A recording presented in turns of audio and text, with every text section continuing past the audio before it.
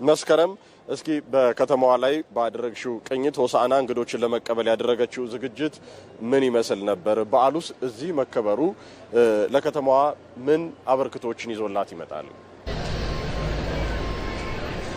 አመሰግናለሁ ብሩክ። ሆሳዕና ከተማ የብሔር ብሔረሰቦችና ሕዝቦች ቀንን እንግዲህ ለማክበር እንግዶቿን ለመቀበል በዝግጅት ላይ እንደሆነች ይታወቃል። ቀደም ሲል አንተ በመግቢያ ላይ እየገለጽከው እንደነበረው እንግዲህ ከተማዋ ለአንድ ዓመት ያህል በሚሆን ጊዜ የብሔር ብሔረሰቦች ቀንን በደማቅ ሁኔታ ለማክበር በዝግጅት ላይ እንደነበረች ከከተማዋ ከንቲባ ሳሙኤል ሽጉጤ ጋር በነበረኝ ቆይታ መረዳት ችያለሁ ማለት ነው።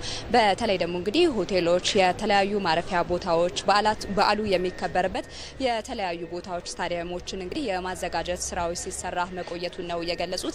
በተለይ ደግሞ ሆሳዕና ከተማ ይህንን የ20ኛውን የብሔር ብሔረሰቦች በዓልን እንደምታከበር ከታወቀበት ጊዜ ጀምሮ የነበሩ ሆቴሎች የደረጃቸውን የማሻሻል ስራዎች ሲሰሩ እንደነበረ እንዲሁም ደግሞ አዳዲስ ሆቴሎችም እንግዲህ የተሰሩ የነበሩ በጊዜ እንዲጠናቀቁ የማድረግ ስታዲየሙ እንዲሁም ደግሞ የሀዲያ ዘመን መለወጫ የሀዲያ ብሔር ዘመን መለወጫ በዓል ማክበሪያ የነበረ ስፍራን የማስዋብ ስራዎች ሲሰሩ እንደነበረ ቆይቷል። በተለይ ደግሞ ከተማዋ እንግዲህ የብሔር ብሔረሰቦችን ቀን ከማክበሯ ጋር ተያይዞ በፌዴራል መንግስት እንዲሁም በክልሉ መንግስት አጠቃላይ ካሉ የህብረተሰብ ክፍል ጋር በመተባበር እንግዲህ ከፍተኛ በጀት በቢሊዮን የሚቆጠሩ በጀት እንዲንቀሳቀስበት ያደረገ እንደሆነም ነው ከንቲባው የነገሩን።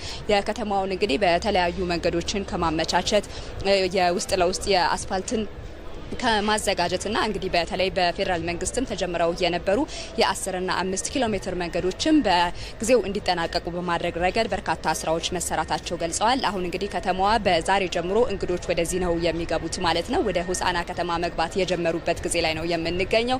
በከተማዋ ሶስቱም አቅጣጫዎች እንግዲህ እንግዶች ወደ ከተማዋ እየገቡ ነው። እንግዲህ አሁን ላይ መግባት የሚጀምሩበት ሰዓት ላይ ነው ያለ ነው ማለት እንችላለን። በዚህ ረገድ እንግዲህ ሆቴሎችን፣ የማረፊያ ቦታዎችን፣ የመጸዳጃ የህዝብ መጸዳጃ ስፍራ አጠቃላይ ከተማው ላይ የሚተላለፉበትን እንግዶች መስመሮች ሁሉ የማዘጋጀት ስራ መሰራት ችሏል ማለት ነው። እኛም ዞር ዞር ብለን ስንንቀሳቀስ እንግዲህ የተለያዩ እንቅስቃሴዎችን እየተመለከትን ነበረ። የከተማው ህዝብም እንግዶችን ለመቀበል በጉጉት እየጠበቀ እንደሚገኝና እንግዲህ በተለይ በኢትዮጵያዊነት እንግዳ ተቀባይ ከዚህ በኋላ እንግዲህ ወደ አንደኛው የከተማዋ መግቢያ በር ላይ ሄደን እንግዶች ጋር አቀባበል ስነስርዓቱን የምንካፈል ነው የሚሆነው። ለሰዓቱ ያሉ መረጃዎች ግን እነዚህ ናቸው።